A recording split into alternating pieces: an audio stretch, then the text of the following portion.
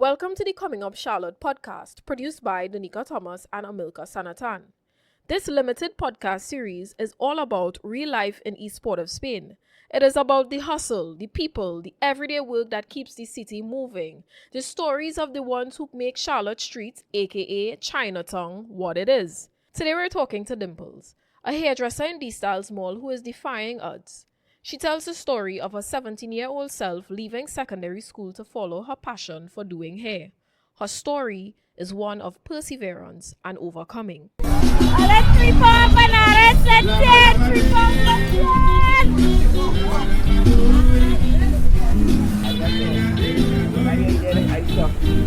4 What motivated you to get into business?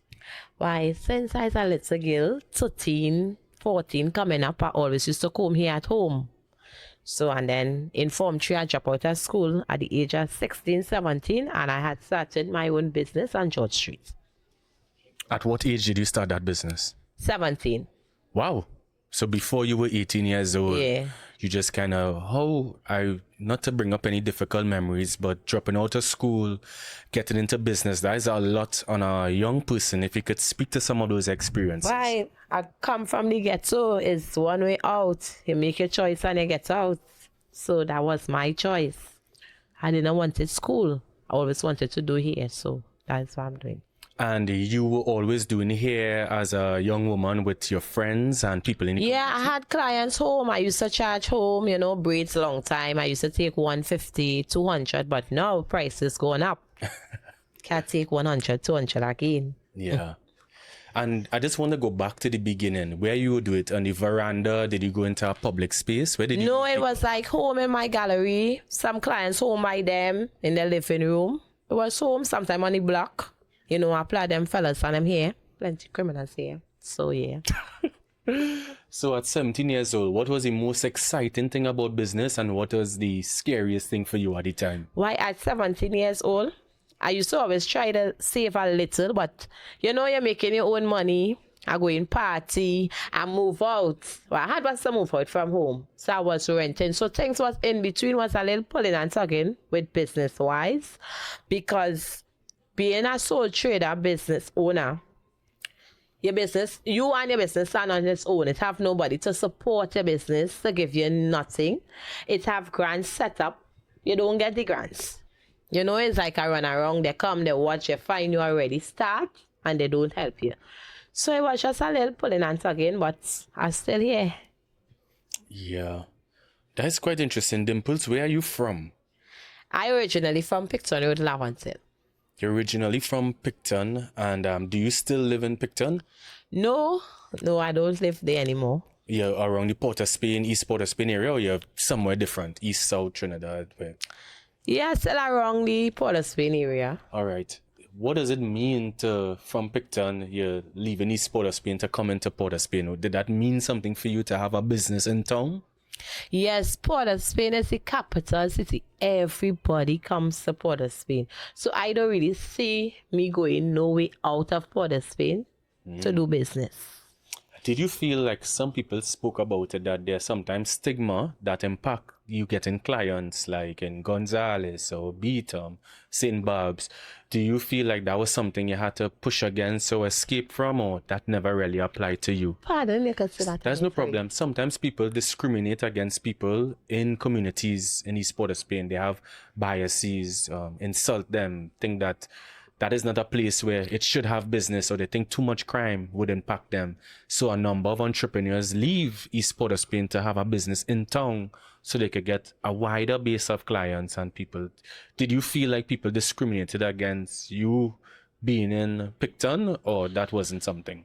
Well, let me say, I have clients from all over. I have clients that nothing, but their boyfriend may be in thing, brothers, cousins, friends. So with the pandemic, when you had was to go back home, it affect your business a little. It affect the business because the crime rate so high now that people from certain places afraid to go. Females as well, just because of their male relative or a male friend that they have. But it was okay for me because I was doing house calls and I would not Due to the crime, yes. Yeah. But other than that, no. One of the most interesting things that you brought up, COVID-19 and the pandemic, and that in a way shut down a lot of businesses, but also open up a lot of people making big decisions to leave their home and go into Charlotte Street like you. What was the impact of the pandemic? With the pandemic, I was going mad. I did start market goods. Okay. My friend had lent me his car. I have no license. And he's selling me because I could drive. And I was driving all over selling market goods. I forget about here because I said, what? This pandemic, people don't really come in here, boy. But people getting sick. People need to eat and drink every day. You don't have to come in here. So I went into the market. I still love it. But I'm not really in it now. Yeah. And what kind of propelled you, pushed you to make the decision to get back into here? What allowed you to see the coast is clear business time? It's clients looking for you. Right. Calling you. And it's something that I really love. So, you make your money, you make your day. For the day, it's yours. In terms of your skills, I saw that some people do hair and then they get better over time. Some people did that and then they did courses and training around hairstyle techniques or beauty school. And then some people apprenticed under others. They work under them, they were mentored, and then they went on to their own. What was your journey in building your skills and doing hair for people? Why, as I could say that, every day you learn something new. But when I was 19 years old, one of my clients had bring an invitation and I went to a class. It was Clemley class in, where's the hotel name by Movie Town? Country Yard? Courtyard. Yeah. I did a course by him, a look-on course, and I never really did a course until like 2 years ago by Diane. Okay. Diane in New City Mall. I did a with course by her. But other than that, I work with her, and by watching her work, I learned from her. Yeah. So, but I have it in me. Yeah. I ain't really went no big set of classes, and my work has improved. Because when I have now started, as I told you all, I was only 17 years old, so I wasn't really paying people on any the dryer, So after a while, I learned like with certain styles, clients need to be on the dryer. Well, actually, you mentioned wigs, and that is a very interesting thing. A few months ago, the first time I met you, you were tugging a wig for somebody, a client, by Latifah in her place. That is when I met Dimples. They called Dimples to drag that wig down to stay on her head. I learned from the best, and as I told you that the hair is in me. It's something that I really love. You could just watch something and learn because it's in you. But if you don't like it and it's not in you, it will be very difficult. You'll be like in the business years and your work isn't improved because it is not in you. Tell me about why is hair so important to like women? Because it's with beauty. Look how I look now. And if I put on a wig, I will look better. I might get a husband. But yeah, it's with beauty. You feel. Don't talk about when you put on the blonde wigs. You feel. I could say it, bitchy. Yeah. You're right. I saw you feel. Like I see woman today. I saw one. And like, what's the busiest times for the year? I get a sense like carnival time, of course. People have weddings and so on. Like, when is the busy time for you when you have clients? I would say, honestly, Christmas. Christmas and New Year's. I will really say that carnival time, yes, but carnival kind of gone through in Trinidad, so it's not like before with the excitement and people really want to go out there. But to see Christmas and New Year's, I love those times. What is something that this business taught you about yourself doing this work for? I don't think you're 17 years old anymore. No. You're a little above 18 now. Yeah, it's 28 now. Okay, so in terms of what did the business teach you about yourself? It teach me a lot to love yourself. I learn from customers, clients, like you learn like relationship-wise, living-wise, good, bad, you learn. So it teach me a lot. Plenty of my clients is older clients than I. So I get advice, I might run in a little problem. I have somebody I could call. It teach me a lot. Every day, people set up shop on these streets with nothing but hope, faith, and a dream. Most start off small and then scale up.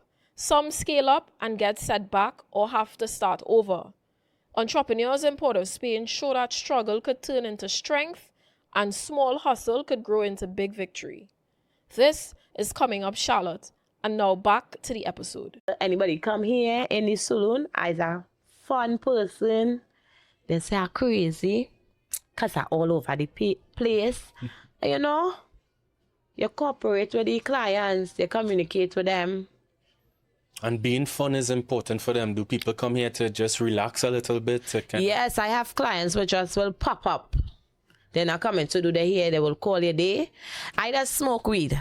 So I have my weed clients. Before I start the hair, we smoking. After, we might stop in between and all and take a smoke. Yeah, but yeah, I love all my clients. The new ones, don't talk about the old ones. I have clients for years though. Like, only come by me. Since I 17, I have, as I told you, plenty of my clients is older people. Not much of these hotties.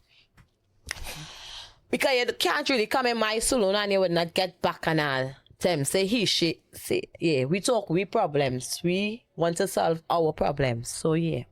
I just want to follow up on that. This bacchanal, sometimes when I speak to people in this mall and other malls, they talk about that bacchanal that sometimes fights might break out or people have conflicts and tensions. Is that a reality you all have to deal with sometimes as entrepreneurs? But I don't really have that kind of clientele, but I have one or two clients don't really deal with each other.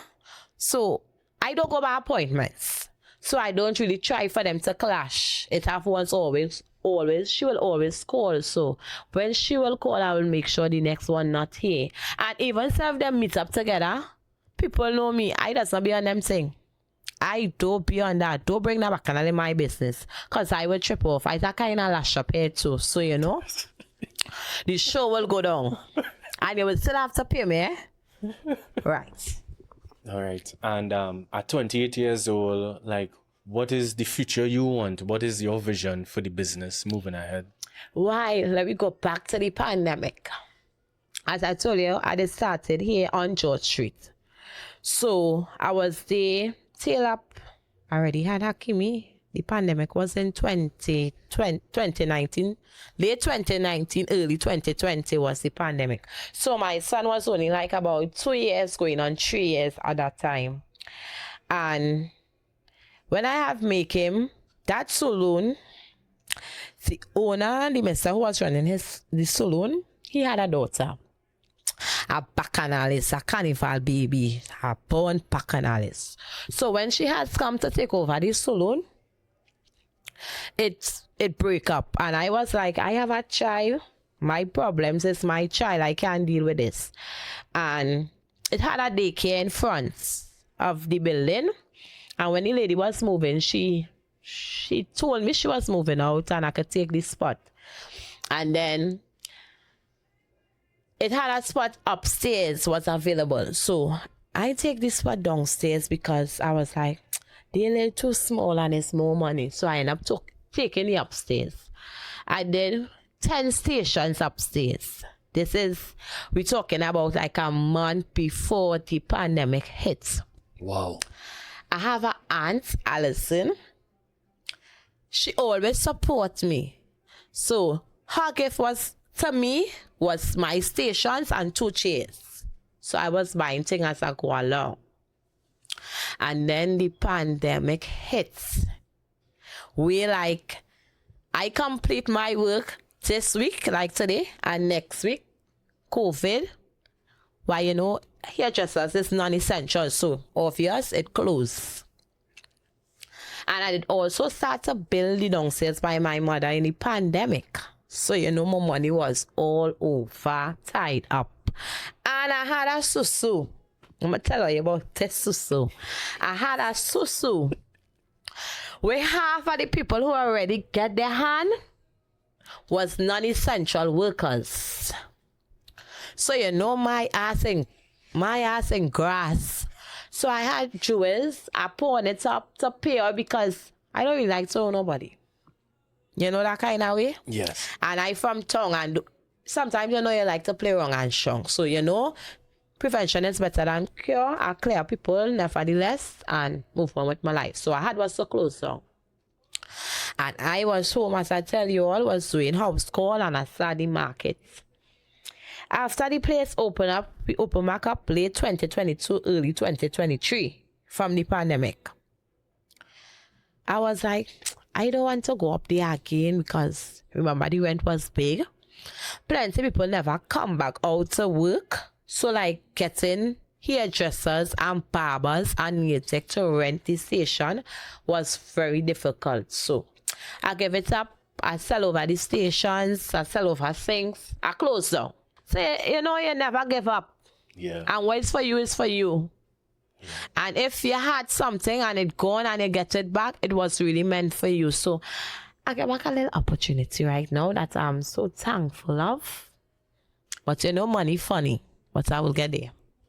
And in terms of downtown Port of Spain, do you have a vision? You were on George Street, you're on Charlotte Street now. Do you have a vision for here? Yeah, like I am staying on Charlotte Street. Yeah.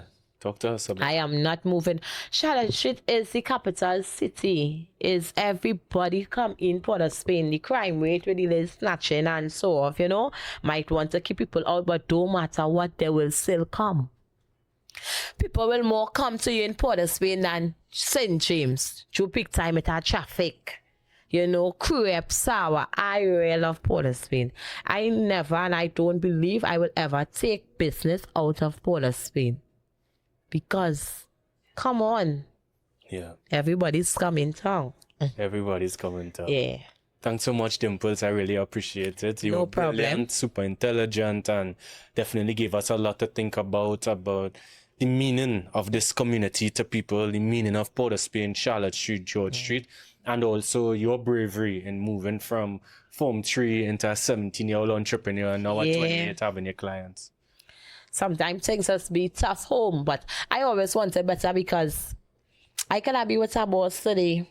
I cannot be with a criminal. I might have 3 children, 4 children, but I just wanted out and to better myself. And as I told you all, I really love doing it.